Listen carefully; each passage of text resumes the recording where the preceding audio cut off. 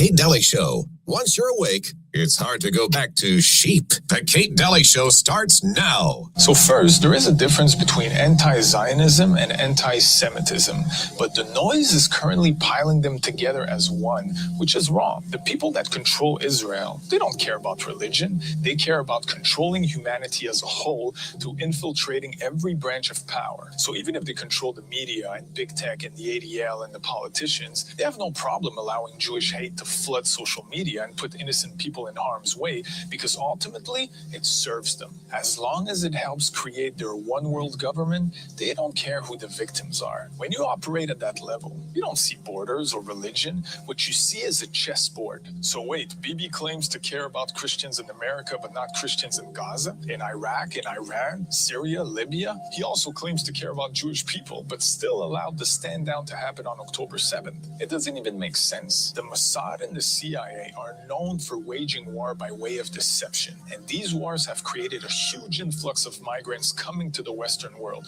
which has created division. We're seeing it happen in real time. It's chaos. And when all these cultures and religions are clashing, the Zionists are getting exactly what they want. A reason to bring order to chaos. A reason to introduce a top-down surveillance system with a social credit score that's tied to a digital currency, just like China. And that's the plan. And they don't care how many Jews, Christians, or Muslims have to die to make that happen. Like many politicians said, you don't have to be Jewish to be a Zionist. So let's not fall for religious hate. We need to coexist peacefully. But if a nation infiltrates foreign governments, uses Epstein-style tactics to subvert powerful people, wages war, harbor pedophiles, promote degeneracy, and make you believe that they're the chosen people, then you need a change in leadership, because they're not helping in our collective unity.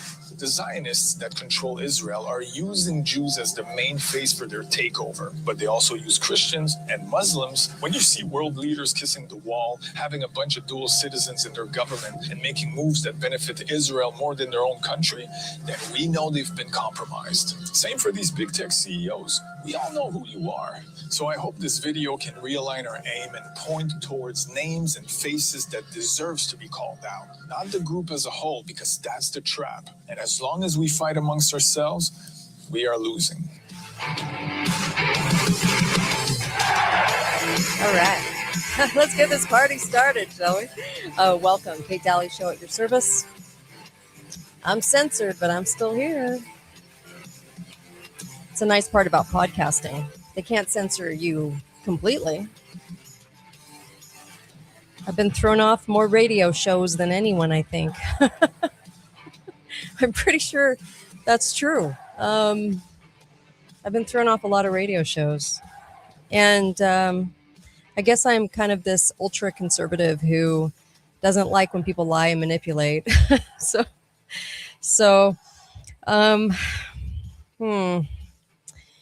I can see I'm not throwing up because it would be unconstitutional either way, but I can see how people would get mad at liberal speak. But you know who gets the most angry with me? My fellow conservatives, when I call out their BS. Those are the people that seek to censor me the most. And they do everything they can do to shut me up. Isn't that amazing?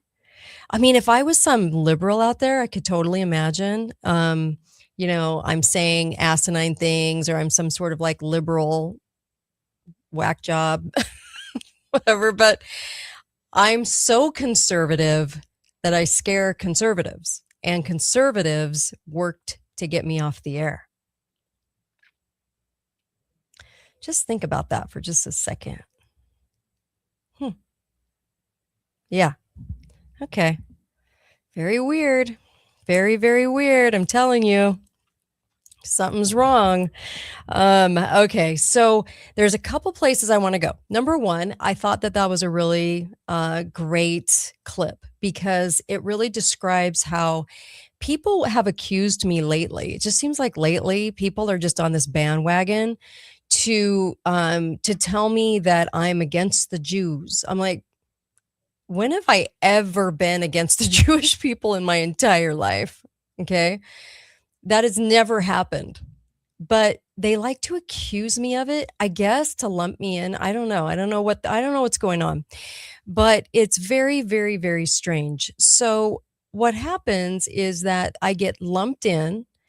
And when I get lumped in, it's you hate the Jews. You're supposed to be Christian. You're supposed to choose the Jews. You're supposed to support Israel. Number one, the gathering of Israel in the scriptures is not the geography, the state of Israel. A lot of people get that confused. A lot of LDS people get that confused. A lot of just Christians in general get that confused. Okay. We're not supposed to just green light anything that Israel wants to do. But we've been trained that way. So whenever Israel wants something, we go, you're telling the truth and you're the good guy. And so no matter what, you get to do what you want. And we're going to support you hook, line, and sinker. And it's okay if you own our Congress. we like it. Okay. That's not the camp I'm coming from. The camp I'm coming from is segregate out your Zionists from the Jews. So this isn't about the Jewish people. It's about the Zionists running the show. And that's what that clip did really, really well, is to spell out that the Jews are getting used by the Zionists in control. That's who I have a problem with. Okay. Now there are a lot of people out there who have a problem with Jewish people for whatever reason.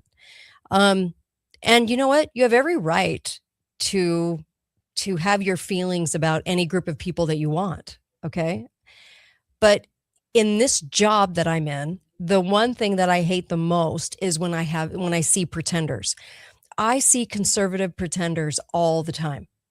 And I see them in the worst possible light because I'm thinking you have a duty to stand up and you don't, and you're manipulating the people. Every single one of the elected individuals in Southern Utah is a pretend conservative. They're not a real conservative. And that's why every single one. And that's why I have such a tough time with where I live, and why I'm so outspoken is because when I first started exposing the lies, and I first started exposing how they were manipulating the people into thinking that they were some sort of patriot, they didn't stop. They doubled down. And I got so angry at the doubling down that I was on a rampage. It was like, you're doubling down. I'm exposing you on the air and you're going to double down. So then they all sought to get me off the air, which it worked, because radio stations in Southern Utah don't have any character and backbone. So they were pushing to get my show off the air. And it worked because whatever agreements, whatever wink and nod was done, I was off. So I have a problem with pretending, and I don't like it. And I don't like it when I see that people do it to groups of people in Southern Utah. And I don't like to see when they do it in Israel. And you have a group of people running Israel that are lying to the people. So strictly on just principle basis, you have to be able to understand that all government everywhere, and there is no one safe from that, are being controlled by their government. I mean, the people are being controlled by a pretender lying government. That's just how it works. Why? Because the deep state runs the show. They don't run the show. Like, they're not, you have a lot of people behind the scenes running things. So it's never going to be honest, no matter who's in or who you like or who you don't like or what the case may be. There's always the pretenders behind the scenes. In my state, in Southern Utah, the Republican Party is not good. Is not good here. They lie like you just can't even believe. They're so corrupt. So they're behind the scenes getting the people in elected office to do what they want. So where the Republican Party might be better in some states, it's not in the state of Utah. It is like schemers and swindlers. And so that's our problem. And where I see the leftists as an even worse, they're even worse at that, the pretender thing. When I see the right do it, I get even angrier because I think people are just getting so manipulated. They're just so manipulated. So when I see this in Israel, I have a huge problem with it, because then I get labeled as a Jewish hater. I'm like, are you kidding? It's the exact opposite. I'm actually trying to protect those people. Okay. We don't have the same beliefs. I believe in Christ. I believe that Christ is a prophet. I believe that not prophet. They believe that Christ is just a prophet. Okay. I believe that Christ is our savior. So we have totally different beliefs, But I think there are some really good Jewish people. When you get into government, you don't see that anymore.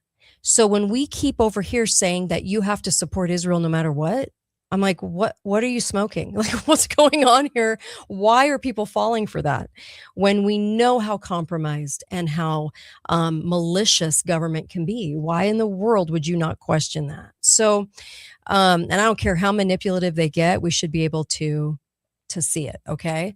And so I'm getting a comment that says the deep state runs the engineering of elections and our GOP is the same way here in Virginia. And I think that it's all over. And it is. It's all over the place.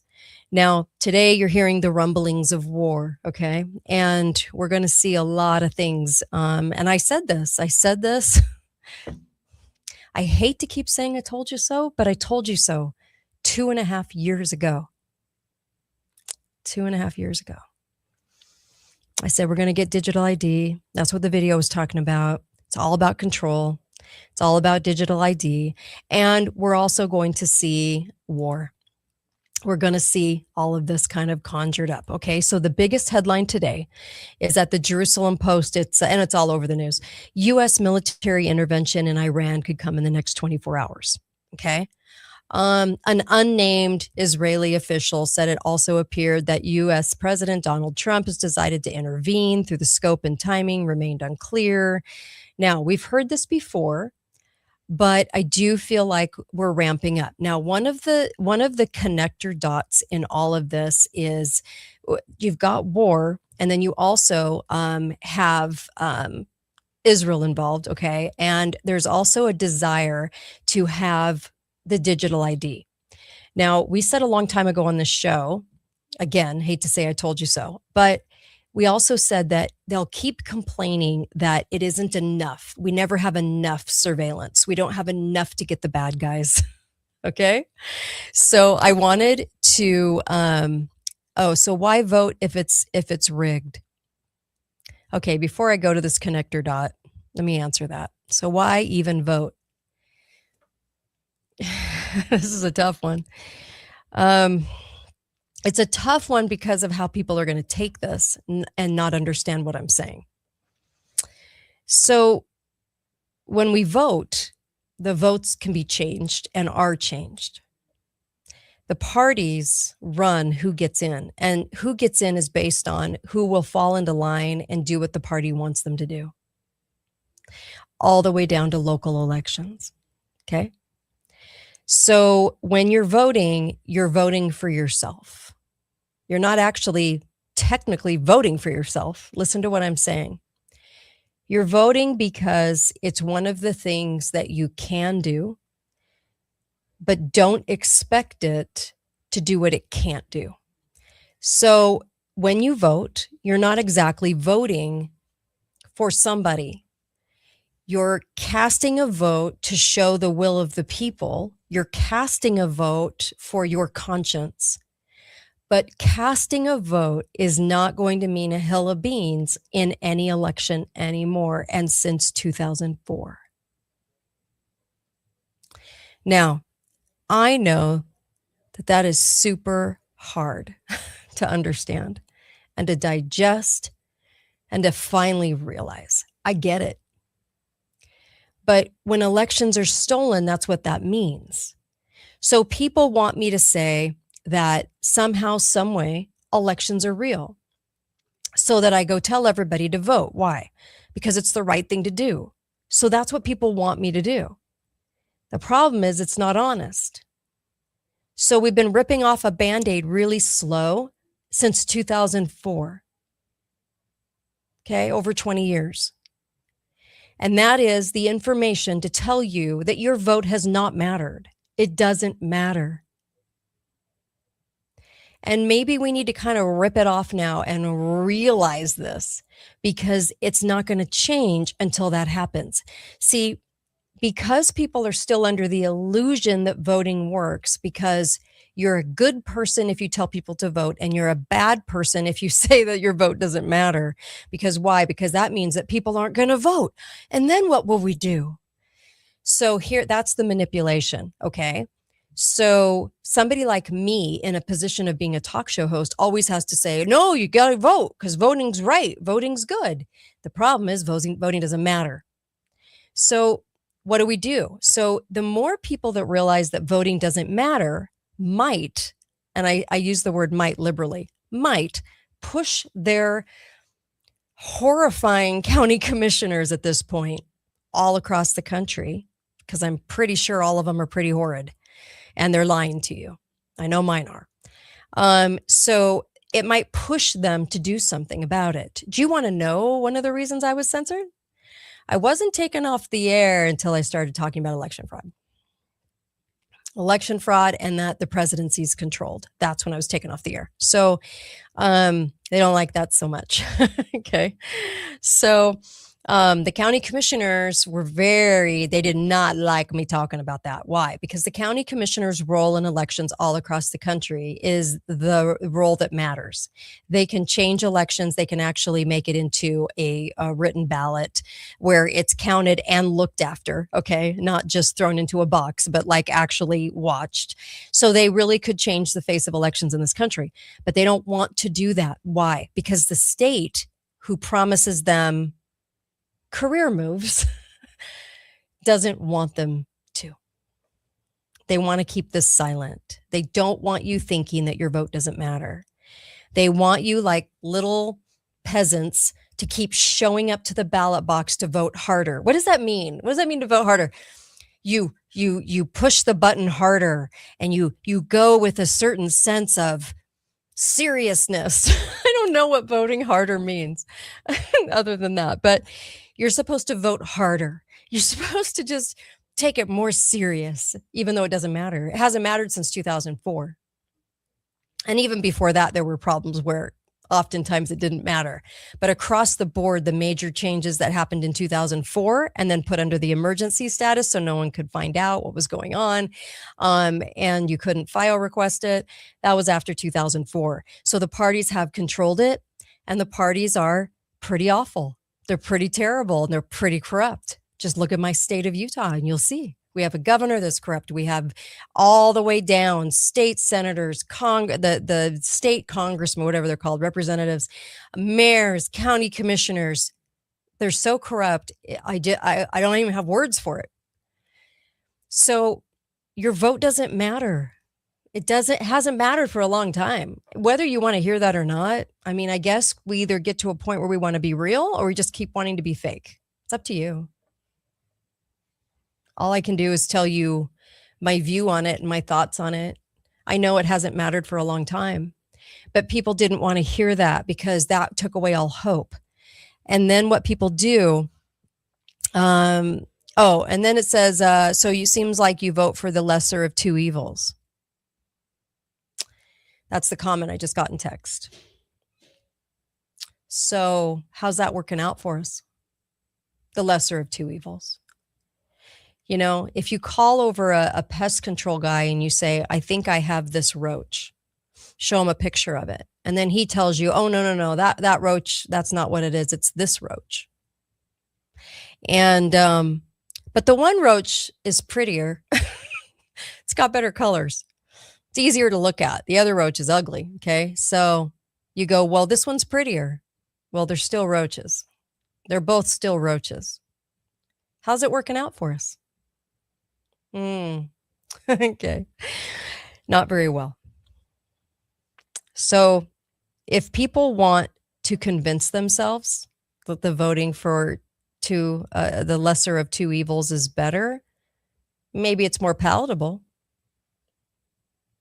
Maybe. I guess people are happy with that. It's more palatable.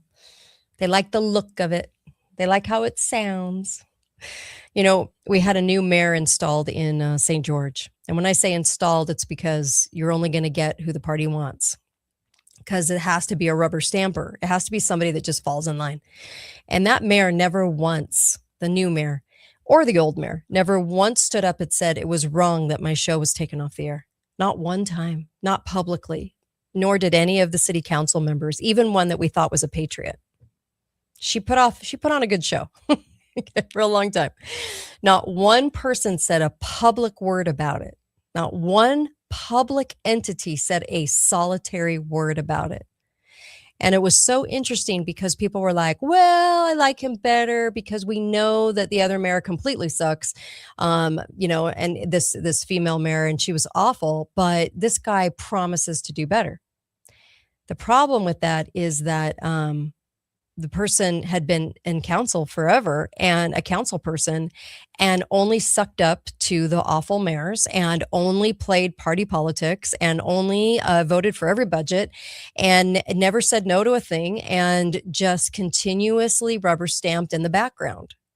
But then because he was going up against the awful mayor, everybody went, well, he's better. He's not any better. He's not going to do anything different. Just a different roach. You can pretend that he will. You can believe that he will. You can hope that he will. But if you have to look at records, Jimmy won't. He won't do anything different. So we have this case scenario happening all over the country right now. So you can pretend it matters. You can show up, and if it makes your conscience feel better that you're doing one of the only things you can do, or one of the only things you think you can do, then okay, all right. I've always said, hey, whatever makes your clock tick. Okay. Could we do more? Yes. Could we wake up more people? Yes. So what the conservative politicians did in my area was they took me off the air and then they just tell everyone I'm crazy. Why do they tell them I'm crazy? Because I was telling people their real record, what they were actually doing in office. So it's easy for them to discount me or discredit me than to acknowledge that the things I was saying were true. And they won't go up against the things I was saying because they are true. So it's pretty crazy. So this is going on all over the place. And the voting for the lesser of two evils isn't helping us, and it hasn't gotten us anywhere. Can you imagine hiring somebody every month and paying them to do something for you when it doesn't help you and you just continue to do it for years? Why would you do that? You wouldn't. So we better have a come to Jesus moment where we actually reconcile in our minds that voting was done a long time ago in this country. The parties have controlled it for quite a while.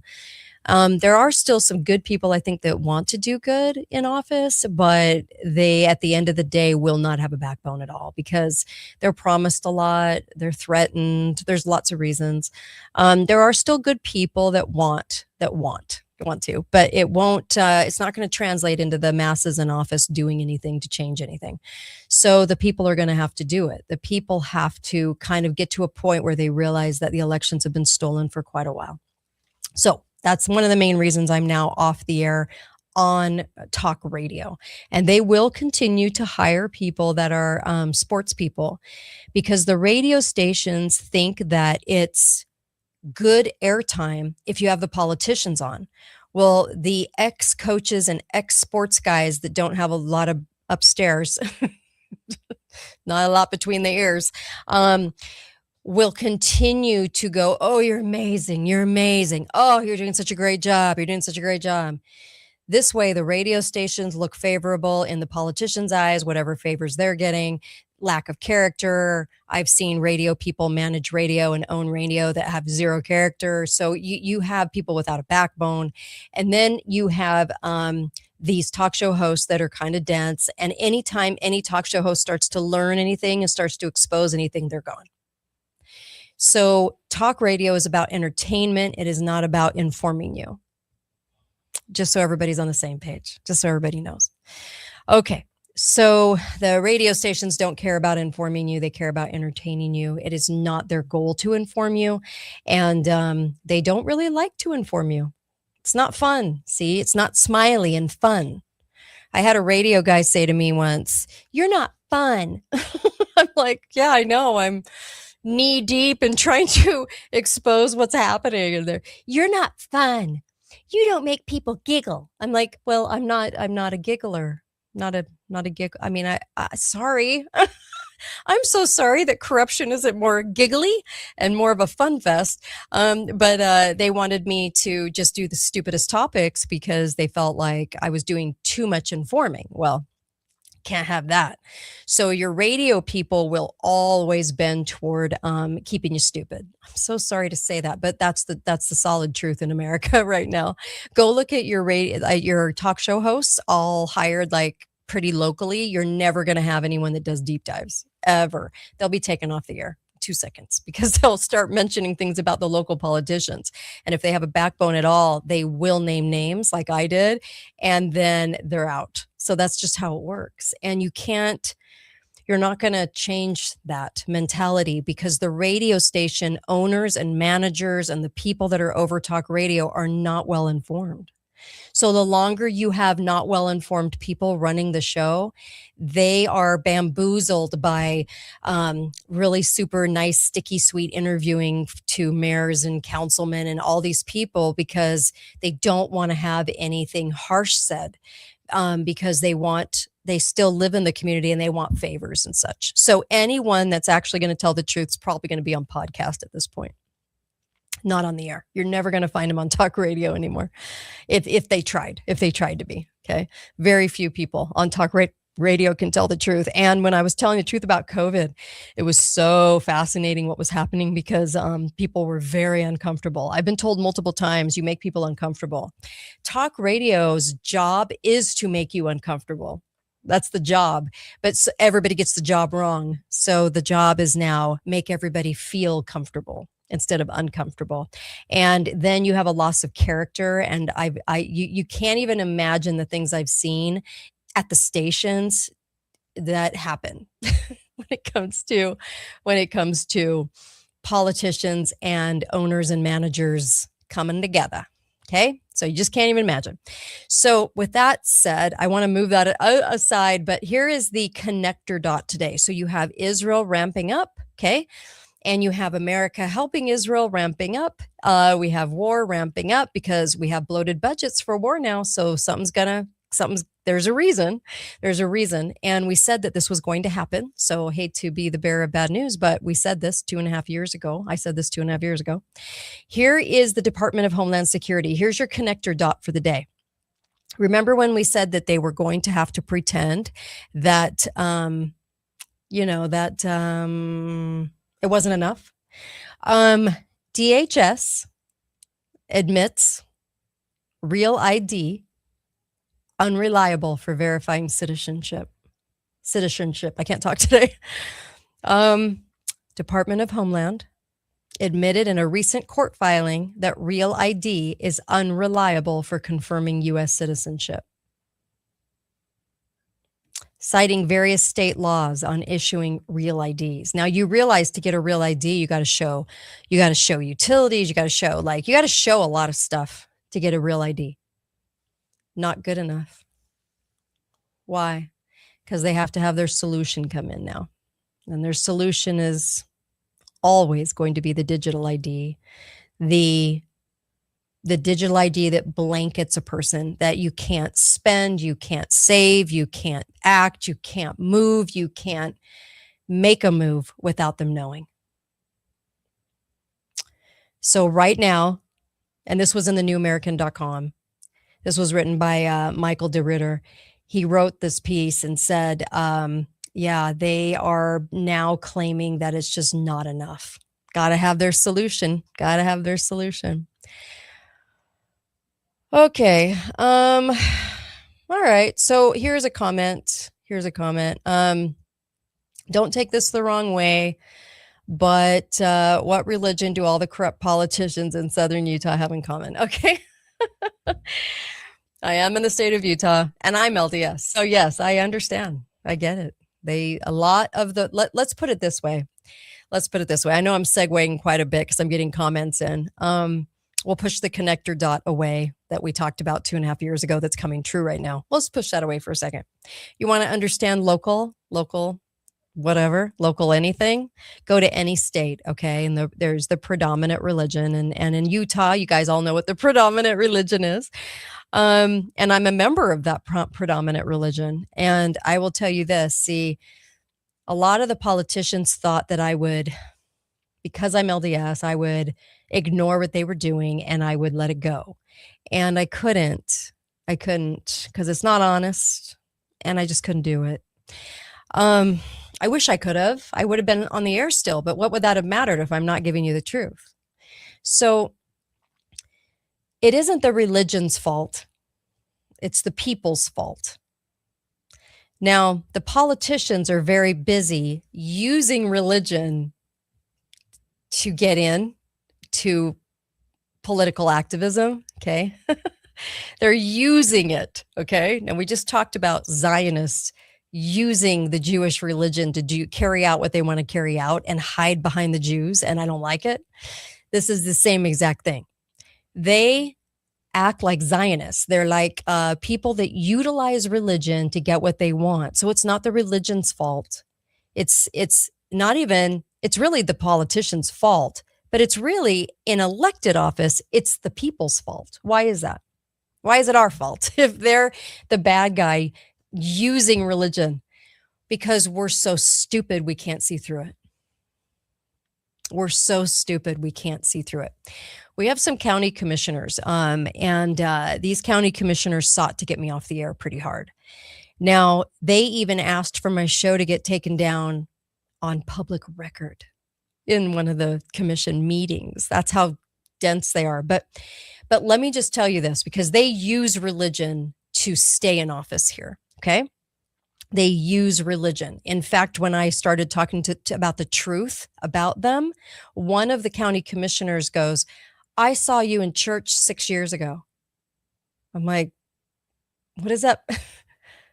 Okay, what does that matter? I'm talking about what you're doing right now in office. They literally said this on a public blog. I saw you in church 6 years ago and I waved to you. See, that was their little nod to say, see, we're all in the same camp. Oh no, honey, I am not in the same camp as you. No. Let's not confuse that. Saying hi to me at church doesn't mean a hill of beans because we're not in church. This is politics. Okay. So in Utah, what happens is I would say almost all of your, elected personnel, elected officials are utilizing religion to stay in office or get into office. Yes. Now that's on them, but it's the people that aren't calling them out, seeing through it, looking at their true record, comparing and contrasting their record and saying, oh, what they're saying isn't going along with what they're doing. That's on us. We're the idiots. Now, since 2004, elections have been taken over. So now it's again to the people to now en masse say, we don't have real elections. Show up at every meeting en masse to say, we will not listen to you at all until you fix our elections. So unless the people do that, it's going to keep going like this. So, all right. It is the character of the people. Yeah. That's exactly what it is. Sadly. And sadly, there'll always be people that utilize religion to get what they want. It's just how it works. It's how Nancy Pelosi got in. She was the good Catholic with her mafia family. She got in using that. I mean, it was just kind of amazing how people utilize it, just like the Zionists use being Jewish. So I do get angry when people accuse me of hating the Jews. I'm like, oh, you've got to be kidding. If there's anything I'm doing, I'm trying to protect them by exposing and outing the people using them. And a lot of people go over to Israel and they go, see the Jewish people, the state of Israel, we need to support it. If you can leave Israel and still not understand that corruption leads out there, I don't know what to tell you. You should want to protect them too. You should want to out Netanyahu. You should want to out their hideous corruption of government. You should want to do that for them. If you love them, like you profess, you should want to do that too. But sadly, you won't, because we're under the delusion that the gathering of Israel is the actual geography of Israel. The geography of Israel, as it states today, as it is today, was a concoction of World War II. So we're under a delusion again as Christians that we have to rubber stamp anything that Israel wants and they're altruistic and everything they're doing is great. No, it's not. Look under the hood. Hasn't been great for a long time. I don't know what else to say. So there's that. I also wanted to say this because I have a lot of deep dives to do, but it was kind of interesting to even watch Glenn Beck. Really interesting things today. Today he's saying we are on the, what is it? We are in the initial stages of the second Holocaust. I'm like, what is I? Okay. Okay. Every post. Here's another one of his posts. Trump's real regime change plan could win everything. Aren't you supposed to question regime change? We don't have the authority for regime change. Who made us the boss and all the other countries are employees? Why is Glenn saying that? Trump's real regime change plan could win everything? Interesting. Don't you think? Okay. A lot of comments like this. A lot of comments like this coming out of Glenn and a lot of different talk show hosts. It's really weird. And the other one was, it's okay if we take Greenland, it's for our safety. You have to see the bigger strategic picture. And I was like, why don't you tell everyone we're getting into regions? Why don't you tell everybody that? Why don't you tell everybody that's horrid, that they want to take away our Constitution, basically, because that's what it would do. You're not going to hear that from talk show hosts on the air. Why? Because you can't tell too much truth on the air. Can't do it. Too big of audience. Can't do it. So, okay. Okay. Let's see. Here's a comment. Too many people want to be nice and not get involved, and that's one of the bigger problems. I know a lot of people like that. A lot of them are like lifers that have been here forever in Southern Utah, like they are everywhere. A lot of people have family that's in politics and they don't want anyone to see all the bad stuff they're doing. So they go, be nice, be nice. I can't even tell you how many times I got told off for being too honest on the air. Because somebody's aunt or somebody's sister's sister-in-law was in office and they didn't dare say a word, because if they said a word about them in office, then that meant that they weren't being supportive. We have become a society that are nicing our liberty away in every possible way. And we don't even see it. We don't even see it. We don't even want to see it. But what they do is they try to turn it into it's being of good character to be nice. We're nice. Don't you want to be nice? Because nice is good and Christian. And I'm like, the founders weren't exactly nice. Were they Christian? They were. So what's the difference? Well, they had these round things that were very strong. And very important. Well, let me just tell you, they had character. See, when we turn it into a virtue, niceness into a virtue, because we are not wanting to, for whatever reason, gain, being uncomfortable at Thanksgiving, gain. Whenever we do that for gain, it's a mess. It's a mess, because then you're not honest. So when anyone is in public office, they have put themselves up to a standard or a bar. So you can actually talk about what they're doing in office. It doesn't mean you're talking about how they are as a grandparent or a friend. You're saying, as a politician, this is what you're doing and you're lying. And there's a lot of scumbaggery. So that's wrong. Well, that is having character to say that and do that, because they are over your liberty. So you have every right to out that. It doesn't mean you're being mean. But what we've said in society is the right thing is to just be nice and let them do it and let them learn. Well, they're learning off of my liberty. So that's not okay. When I saw what happened go down in 2020, that's when I really started to get outing what they were doing, because I couldn't handle that they were stealing our liberty. They were telling you to stay home, and they were closing golf courses, and they were closing things and stores, and they were being ruthless and relentless, and they were prideful of stealing your liberty. And that's when I got really pissed off. So, and then they never even apologized for it. They doubled down. They don't even care that they did that. So now we've got a total disconnect. So when I'm talking about local politics or state politics or federal politics, I'm talking about these politicians and what they're doing in office, because they're getting paid to be there. And if they're getting paid to overlord your liberty, you have every right to out what they're doing. And you have every reason with your character to do so, to stand up for the people that can't, like our kids. That's on you. That's your role. You're supposed to do that. So now you're dropping the ball because you have invented a virtue to which you stand by. And the virtue is smoke and mirrors, because all it means is that you do not have the character to stand up for what's right.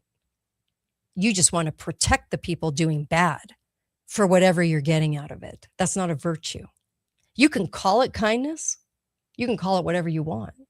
Doesn't make it any different. Stop doing that.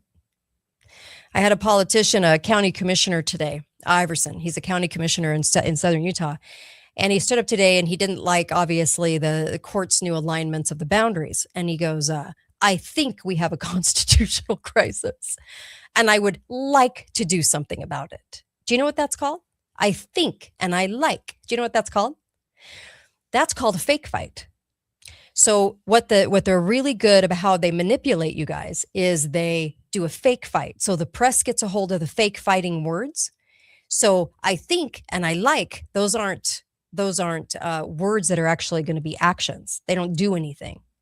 So they're trying to pose. They're trying to make a little patriot pose at you. And they're trying to say, see, because it's an election year. See me pose. Don't I look like a patriot? I look like a patriot, right? So I'm saying things like a patriot would say, but they're not really definitive. I think, and I think I'd like to do that. See, if somebody was serious, they would say, I'm going to. This is what I'm doing. I'm doing it now. But that's not the case. So it's a fake fight. It's meant to be in an article to kind of so that you remember that they said something good-ish. And then they're never going to do anything. So they're a fake fight. It's like a little wrestling match. They fake fight and then they just don't do anything. They do this a lot in the press. You see this at the Fed level, state level, local level. And they utilize the press, and the press doesn't mind because the press is liberal. So they don't care. They don't have any character. So I know these editors around me, they're zero character. So I look at what they prop up, and this is a propping up. This is I'm going to use words like I think and I like, because they don't sound like they're actually going to do anything, but they sound good-ish, and they go with that. And no one ever questions it. Fake fights. That's what's for dinner. Fake fights. See a lot of fake fights. I've seen a lot of those over my 15, 16 years now. So it gets a little horrendous after a while. Okay, so we did the connector dot. It's really crazy how things are. They're trying to ramp up in the press, and they're trying to utilize the press to ramp them up, I should say. And so it should be interesting to see where all that lands. And sadly, yeah. So when I was making a comment on Glenn Beck's post, because all his posts are like, it's okay that Trump does what Trump's doing. And it's okay that Greenland, that we take Greenland if we want it. I'm like, but you can't do that. Doesn't matter. It's just, if we want it, it's for the right reason. that's what's said. And then if we take Venezuela, it's because we have an altruistic reason. Well, we don't have the authority. Don't say that. No, it doesn't matter because we have an altruistic reason. Okay. And so what people should be asking right now is, look, is there an actual threat to us? What's happened? I don't recall an actual threat. An actual threat in any of the things I've mentioned today, like in wars or this conjuring up of war, this taking of Greenland. Because if we're going to take Greenland, we're going to turn ourselves into a region with Greenland, Canada, Mexico, and America, and we're moving towards that, we have to show conflict. We have to show war. If we don't, then we're just taking it nilly-willy. So we have to show escalation. That what I'm saying is we have to show that it's strategic for the future. Okay.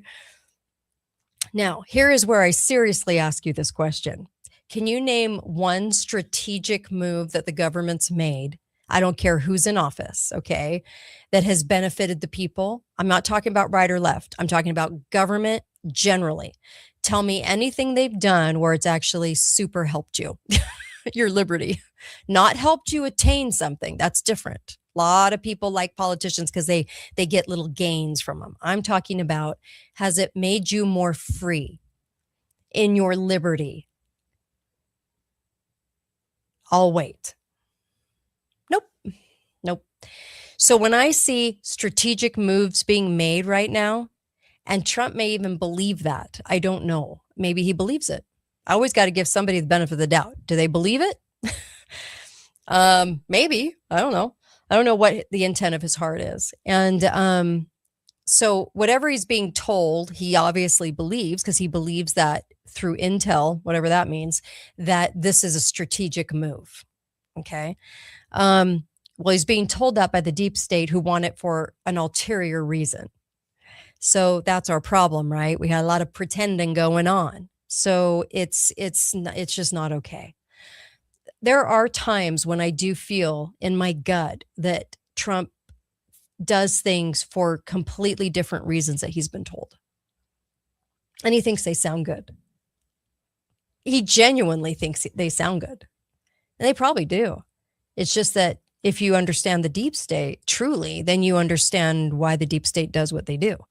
It's always for the long game. It's always for their moves that they need done, especially when we're complacent on the right. So you got to think about that. So before Trump got in, I said they're going to put Trump back in because they control the elections, just like they controlled 2020.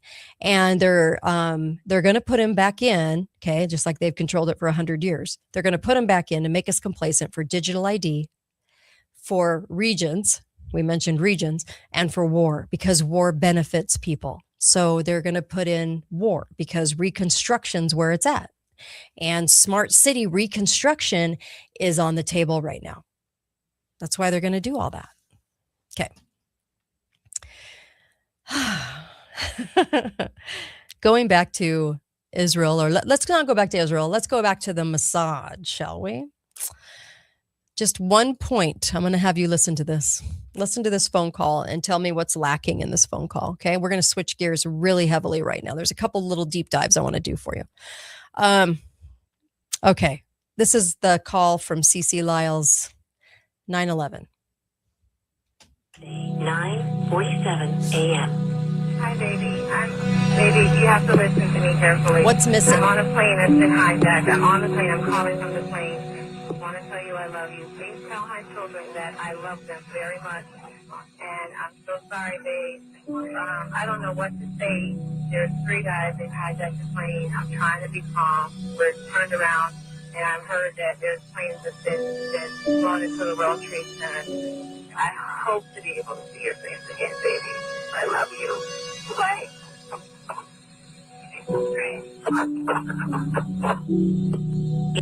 Okay. All right. So what's missing? I'll play another snippet. Here we go. The plane. I want to tell you I love you. Please tell my children.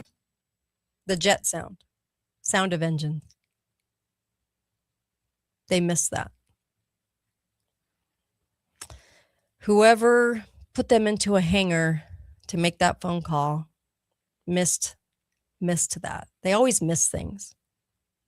It's up to us to find the missing things. There was no sound of engines. And yes, cell phones did not work for a continuous call at 30,000 feet or 20,000 feet, actually. You couldn't have a 20-minute continuous phone call. There's no sound of engines. There's no sound of the jet. You would have heard that. They always miss things. The deep state still has flaws, in other words, sadly. Now, it's interesting that a lot of videos are coming out now, and I'm going to play this last part for you. Listen to the person that whispers. Okay, you did great. Okay, here we go. Okay, so A lot of people are now saying that she said, Cece Lyles, I've been framed. I don't think it says that. Now, this could be disinformation coming out because yeah, let me do it again. Okay. When I had Rebecca Roth on, she goes, the person is saying you did great. Makes a lot more sense. Makes a lot more sense. Okay. I've been framed. I don't hear that, but that's what's coming out in videos now. I just wanted to tell you that. Okay. Here, I'll play it again. Great. See, I've been framed. I don't know. I don't know. It doesn't, she would have said that as she was hanging up. It sounded like somebody else. It didn't sound like Cece Lyons. It sounded like somebody else was coming in, and somebody else I don't think would have said that. But if the person did say you did great, which makes more sense. Here we go again. You did great. Okay. That would have meant that that Cece Lyons had a script in front of her face and she was told to read the script. That's when she goes in the phone call and she says, I'm trying to be calm. She was calm. She was calm. She wasn't not calm. Listen to the phone call again. Listen to everything she says. Now picture her reading off of a script when you listen to it. 9/11. Here we go. Tuesday, 9:47 a.m. Hi, baby. Baby, you have to listen to me carefully. I'm on a plane that's been hijacked. I'm on the plane. I'm calling from the plane. I want to tell you I love you. Please tell. Why'd she have to say I'm calling from the plane? Her loved one already knew she was on a plane. If you're writing a script for somebody and you're wanting certain things said, you wouldn't think out what the person would say. Like if the person was calling and they have strict protocols on who they were supposed to call and when and how they were supposed to do things. And this did not go with any protocol. Okay. So here we go again. 9:47 a.m. Listen. Hi, baby. Baby, you have to listen to me carefully. I'm on a plane that's been hijacked. I'm on the plane. I'm calling from the plane. I want to tell you I love you. Please tell my children that I love them very much. And I'm so sorry, babe. I don't know what to say. There's 3 guys. They've hijacked the plane. I'm trying to be calm. I don't know what to say. There's 3 guys. I mean, she's not going, there's 3 guys. They hijacked the plane. Okay.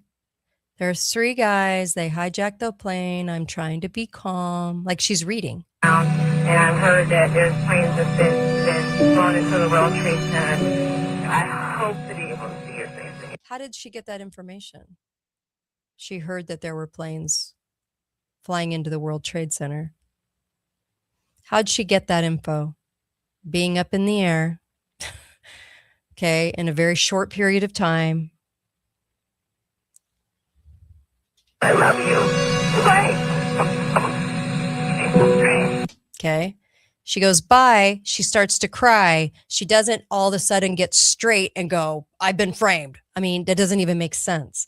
So I'm very monotone. So I just wanted you to again realize if we could get the world to see, I think the Mossad and the CIA were responsible for 9/11.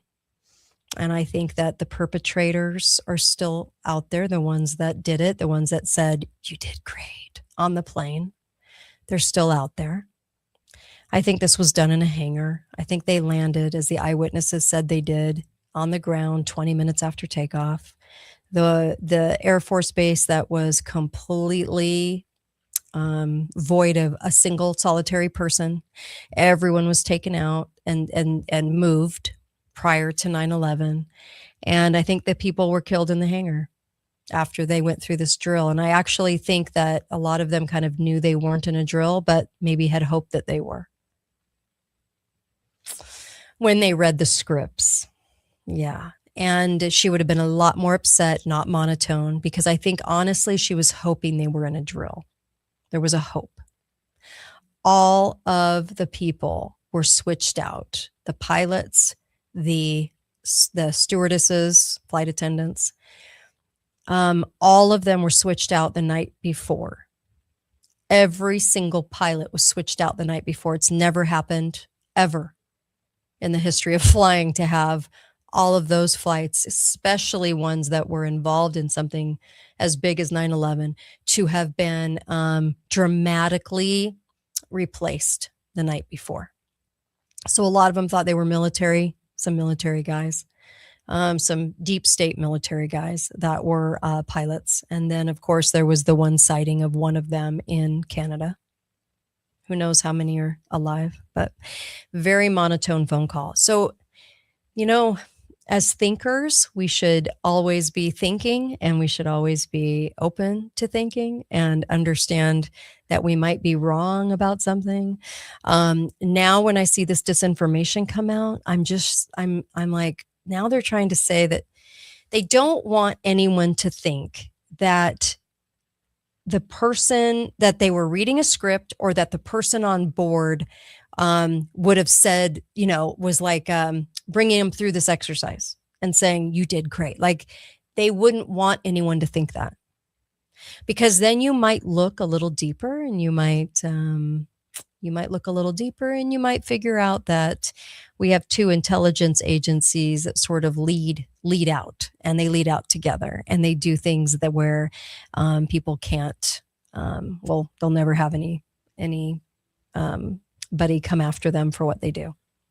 And one of the Mossad agents that was sitting on one of the planes that Rebecca Roth thought was responsible, that worked with this gal that said, you did great, was still alive over in Israel. So do we have a lot of people, horrid people, that are willing to be part of these things? Yes. And yes, the answer is yes. And it's sick. It's sick. It's evil. So the sound of the engines was not there. Isn't that nuts? It's just crazy, isn't it? It's just crazy. Okay. And then when you really listen to the call, if you listen to it picturing her reading a script and in a drill, everything makes more sense than what we were told, is the official story anyway. Okay. It'll be interesting to see if YouTube censors me now because of that.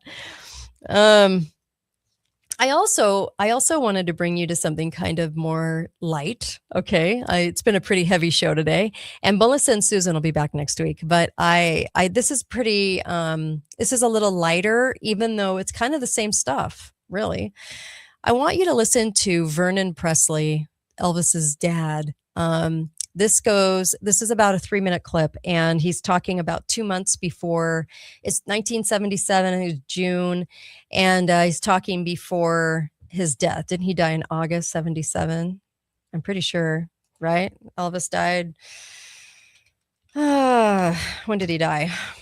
When did he die? I thought it was 77. Yeah. Oh, yeah. August 77. And the reason I remember it was the summer was because I was staying at Camp Pendleton because my grandma, my grandfather was in World War II. And so we had these, you were able to go on base, and every summer we would rent a trailer down at the beach. And this was at Camp Pendleton in California. So every August we would go down there for a week, and it happened to be that he died, and they played Elvis music all week, and it was raining. It was like not a hurricane, but it was huge rainy season, and everyone was getting flooded. And I remember sitting at the picnic table under a shelter, and there was rain everywhere, and they were playing Elvis music, and we were really sad that he had died. So this is Vernon Presley talking about his son a couple months before he died. Here we go. Do a lot of singing, like in church, and he made his first public appearance when he was 9 years old. When he was 9. It was a school competition type thing, and he won third prize, singing Old Ship.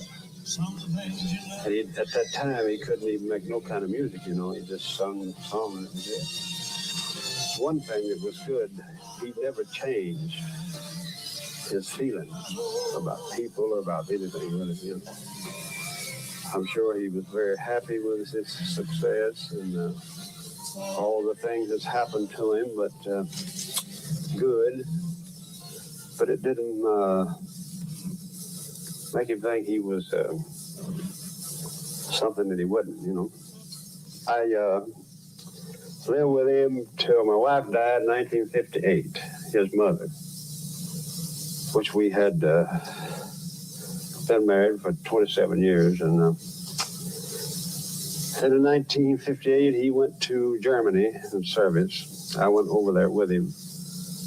And when we come back in 1960, You all knew that he went over there, right? You know, none of the biopics ever talk about that. Now, I know that if I knew somebody in their 20s and they were called to go into the service, I don't have family members that would be permitted to go with them.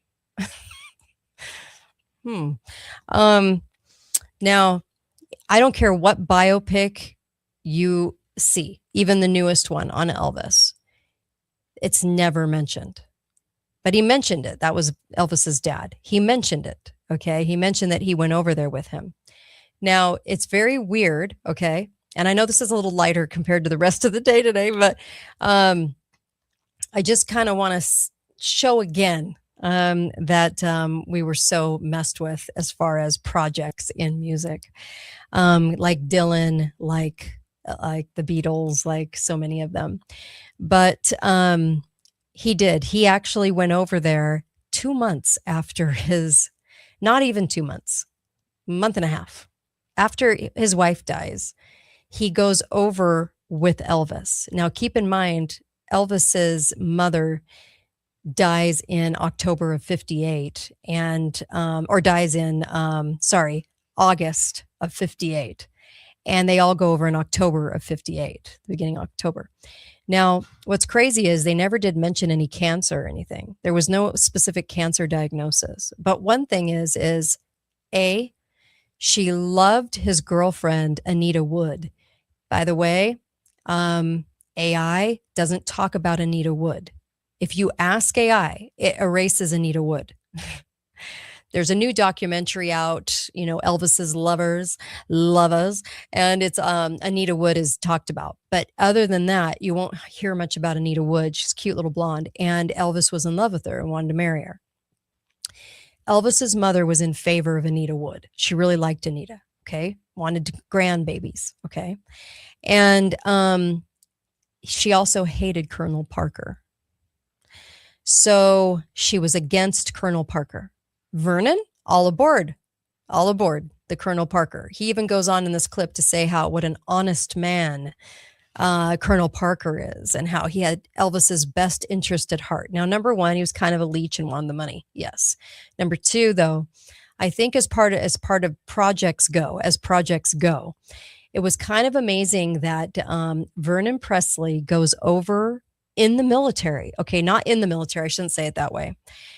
Goes over and travels to Germany to be with Elvis.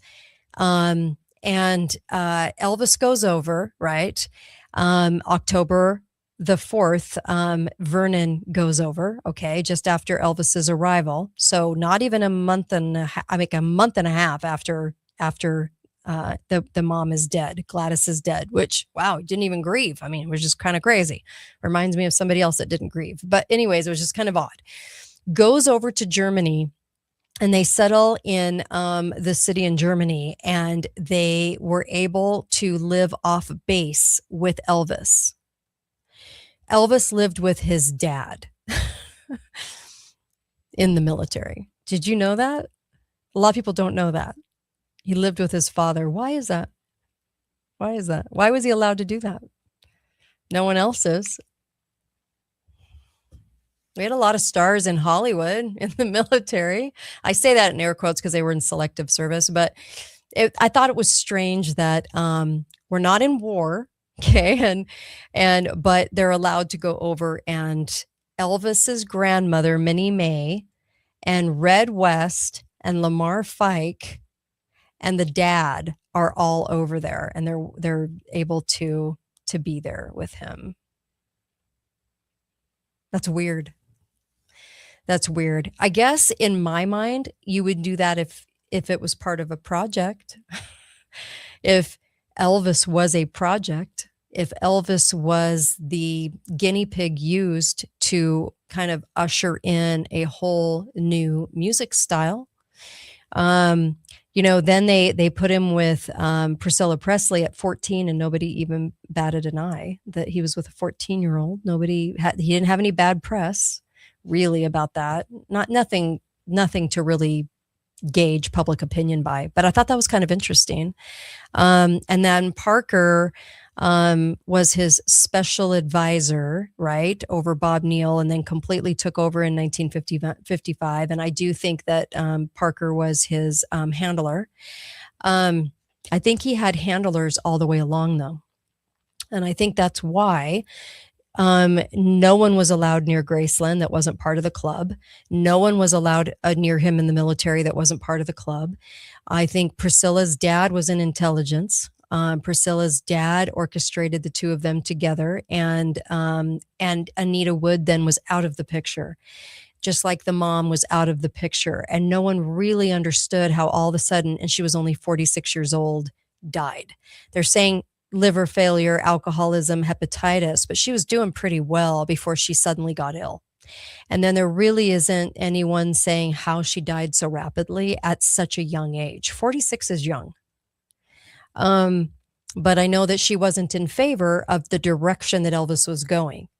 So it wasn't, she wanted him with Anita Wood. She would have said no to Priscilla, and also that she didn't like Parker. And he would have listened to her.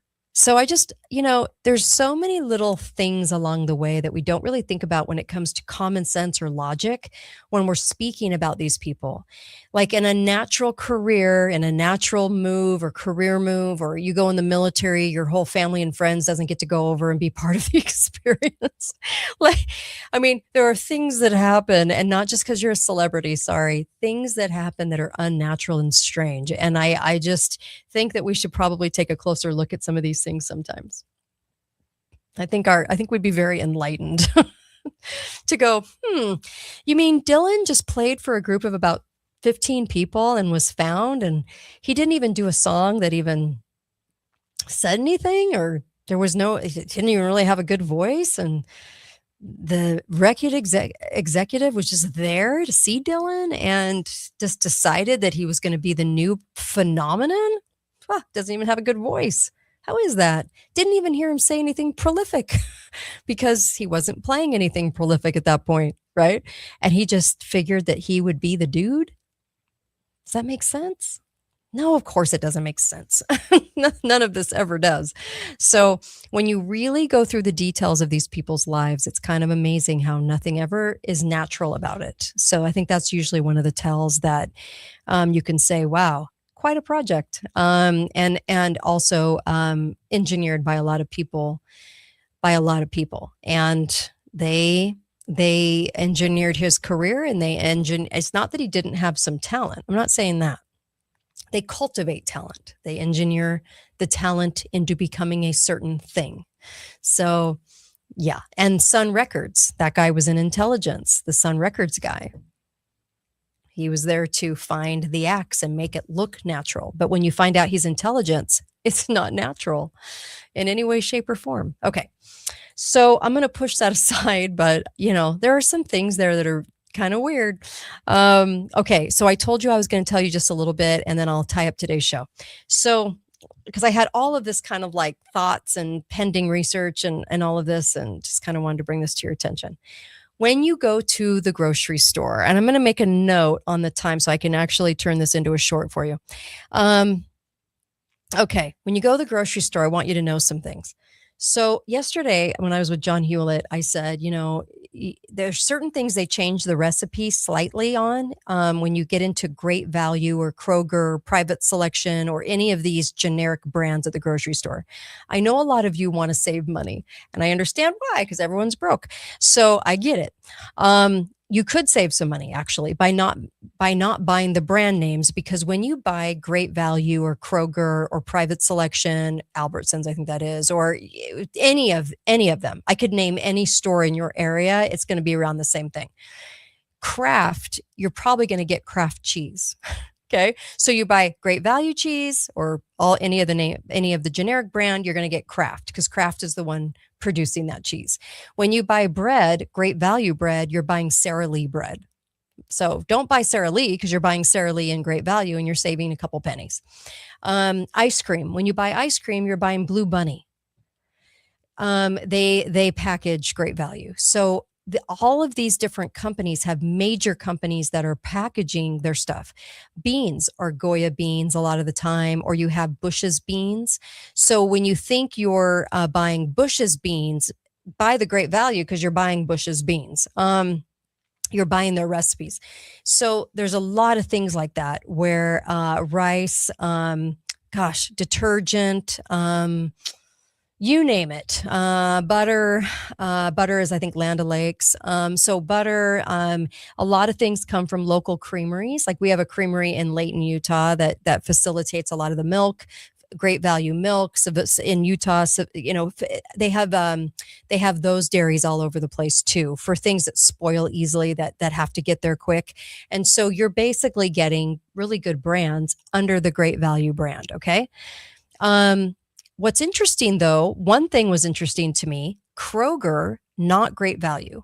Okay. Kroger. So that's Smith's on the West Coast. Smith's batteries, okay, Kroger batteries are actually Duracell.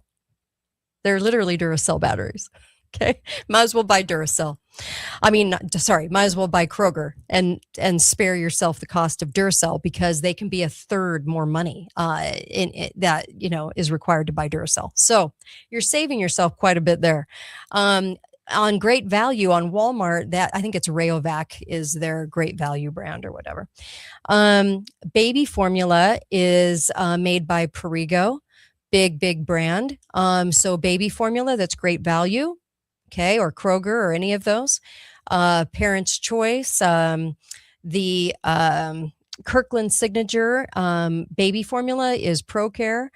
All of these, right? So they all have like major, even the Kirkland brand. Okay. So your Schreiber Foods and Kraft, that's Kraft cheese, Saputo, mozzarella, Italian cheeses, Land O'Lakes is your butter, some dairy things. Dean Foods is a lot of your milk, Dairy Farmers of America, or your local like Layton bakery. I'm just kind of going through this so I can make sure. Okay, so your sandwich meats are going to be Hormel and Tyson, even though it says Great Value. Your orange juice is bottled by Florida Natural and Tropicana. Your Treetop apple juice is also Great Value, is your Treetop. So you can save some money there. Your salad kits that are Great Value are Taylor Farms, Fresh Express, Dole, right? And so a lot of these salad dressings sometimes that are Great Value can be Ken's, Newman's salad dressings. And so you can save some money there. But the Bush Brothers and Goya beans and rice, that's usually where that's coming from, okay? Minute Rice, you'll see that in Great Value. It's done by Riviana Foods. Your Clorox does their Great Value bleach, so you might as well just buy Great Value. And your tomato sauces and spaghetti sauce. So a lot of it's done by Conagra Foods, which owns Hunt's, okay? But sometimes they change the recipes when you get into sauces, when you get into things like that with a lot of different certain recipes. And what they do is they switch out to a worse oil. So if it has olive oil, they'll put oil that is like soybean oil, and then they'll put more sugar. So there's only a couple things like that you have to be really careful of. The Great Value cereals are manufactured by General Mills, Kellogg's, and Post. So you might as well just buy Great Value cereal. Your tortillas, Great Value tortillas, are just coming from your regional bakers. Your let's see. Oh, I wanted to kind of go here too. This was kind of interesting too, I thought. Your meat, okay? Your meat. There's USDA, choice meat. And when Costco and Sam's Club sells meat, they're going to sell the higher cut, which has more marble in it, more flavor, okay, when you cook it. Now, it's not the biggest difference in the world, surprisingly, because Walmart's going to do like select cut. They're going to do like the lower options that don't have the marbly effects in them like the Costco ones. But here's where it gets interesting. Chicken is all the same. So it's like, I think it's called like JBS, JSB, something like that. Your chicken manufacturers, okay, the people that are packaging your chicken, that is the same at Walmart that it is in Costco.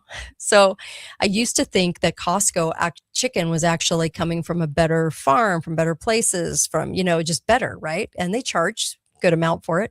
But no, it's the exact same as you're going to get at all the stores. So Smith's, Albertsons, all your stores, they're going to come from the same, basically 3 suppliers. And it's all the same.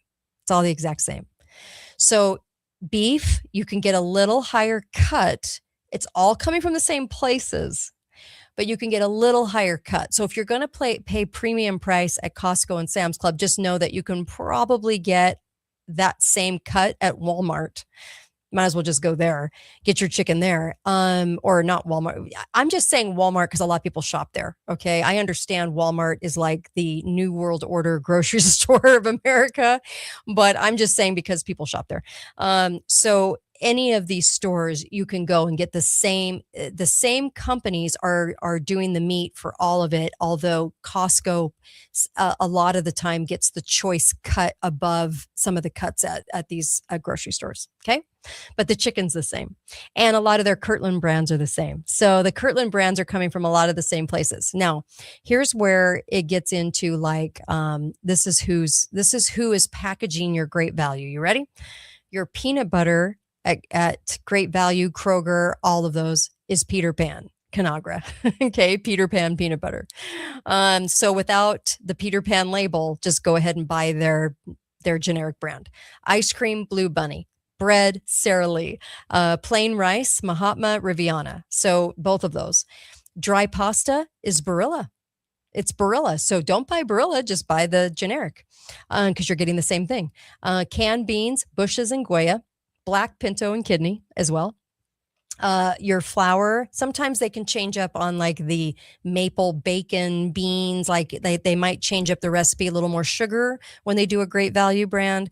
But I'm just kind of letting you know it's almost the same. They just might put in like worser oils and maybe a little more sugar, just so you're aware. Milk is coming from your local dairies. Your vegetable oil for Great Value is bottled by Crisco and Wesson.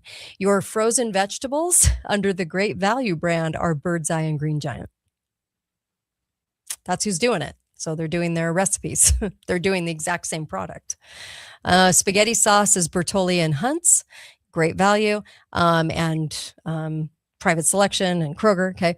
Cereal, Frosted Flakes, Corn Flakes, Cheerios. That's all Kellogg's and General Mills. Canned tomato products are Hunt's and Del Monte. Your salad dressings are Ken's and Hidden Valley and Newman's. People don't know that on the generic brands. Frozen meals are Healthy Choice and Banquet. Seriously. Tortillas are Mission, Sara Lee, and local bakeries.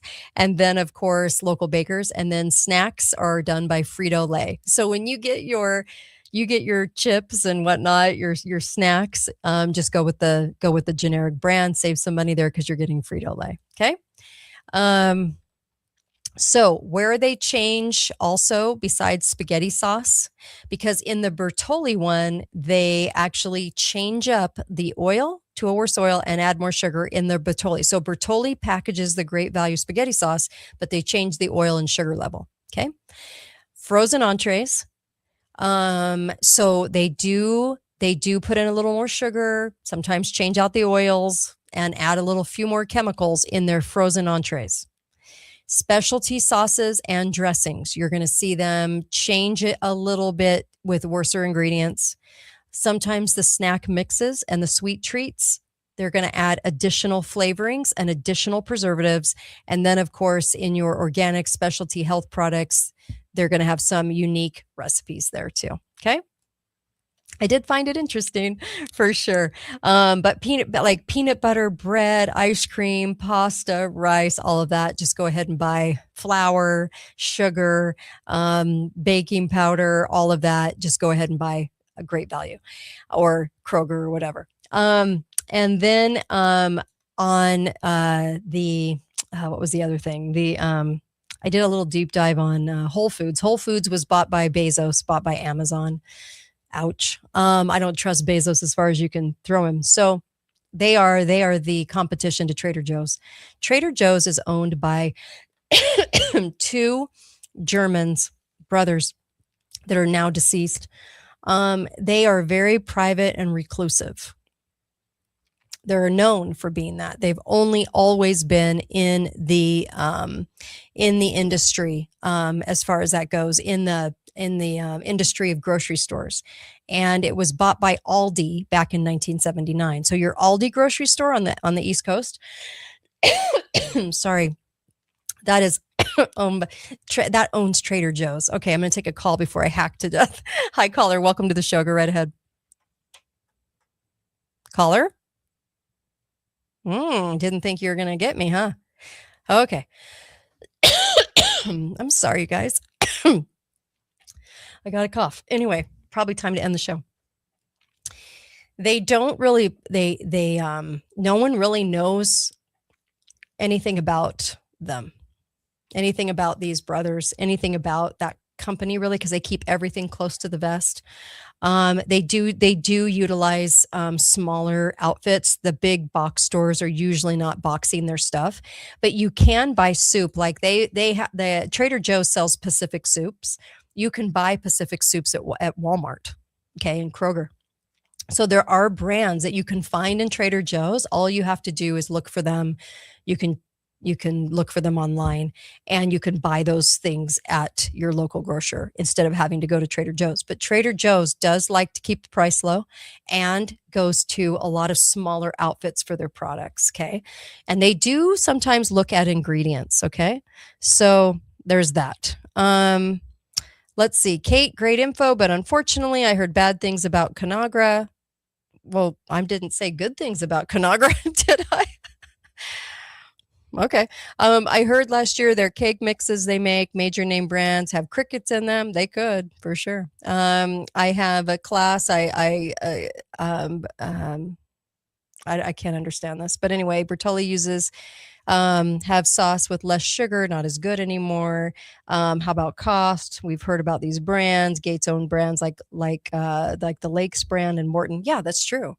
I'm just telling you cost wise. Okay.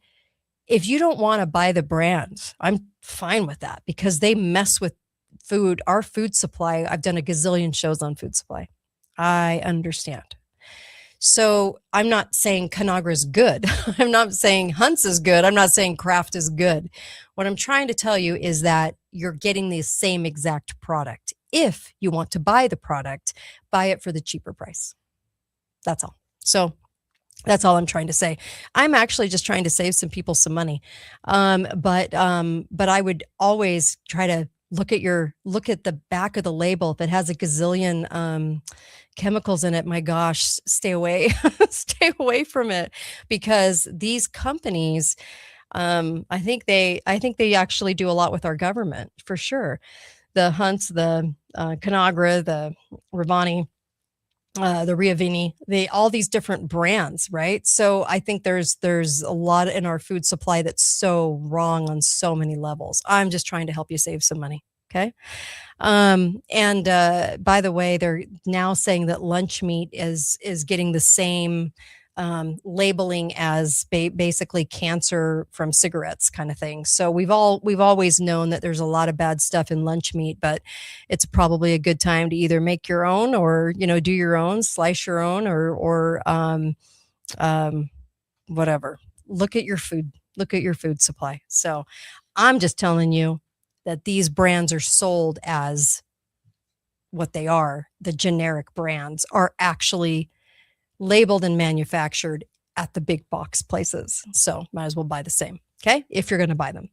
I so appreciate you guys. Thank you. I'm out tomorrow. So just letting you guys know, I'll be back Monday, but I appreciate you guys, and go get some allfamilypharmacy.com/Kate. I would be doing some cleanses right now. It's a really good time to do that right now. I know you're trying to get healthy and get back into shape. One thing I did start doing, and it's making me feel really good, it's a liver cleanse, and it is a teaspoon of olive oil and half a lemon squeezed with a little bit of cayenne pepper, like a half teaspoon of cayenne pepper. And I down that in the morning. It's really good liver cleanse. Okay. And then I also, allfamilypharmacy.com/Kate, you can actually get ivermectin. You can get fenbendazole, membendazole. You can get all of those and get them right to your door within about 5 days. And you don't have to pay a doctor's visit. And you can buy as many as you want, and it tells you how to take it. So go to allfamilypharmacy.com/Kate. You can get those things. And you can also get Z-Packs and antibiotics if you want. And they're always good for barter and trade. And they do last quite a long time, by the way. And there's lots of things there. If you're taking something that you need, I'd get it from there, and it supports the show. So it's like a twofer, right? And then also Cardio Miracle, cardiomiracle.com/Kate. Go try it. It has a money back guarantee, and they're really great about it. Try it out. See if you like it. I think it's going to change your health. So I'm all for that. And also on my website too is the link to get the cancer ebook, What to Do If You Get Cancer. And it's been updated, by the way. And also there's some good deep dive books there and some great products there, hoodies and tumblers and things with funny conservative sayings. You can go to katetalks.myshopify.com, katetalks.myshopify.com, and you can go get those and share the information. Okay. Also, what else? Oh, the mineral deodorant, probiotic deodorant is amazing. And that's also at the same company that sells the mineral teeth whitener that I use and the teeth mineral toothpaste. Great products. They also have a kid one that is amazing. Get your kids on that, get your grandkids on that mineral toothpaste. 80% of the diseases that we get, the things that happen to us, start in the mouth. Okay. You can do so much to change that, and you can get great prices on them right now. Also, mypillow.com has great deals on mattress toppers that are amazing, and they can change your bed into feeling like a new, better bed. And then also their bedding is quite amazing too. So just letting you know all those good things, but it's all found at katedalleyradio.com. So I really appreciate you guys. Thank you for listening in today. I'll try to turn this into shorts so that you can share these shorts, those short content videos just based on subject with friends and family. Okay. Thanks, you guys. Be faithful, be fearless. And, I'll see you Monday. Thanks, you guys.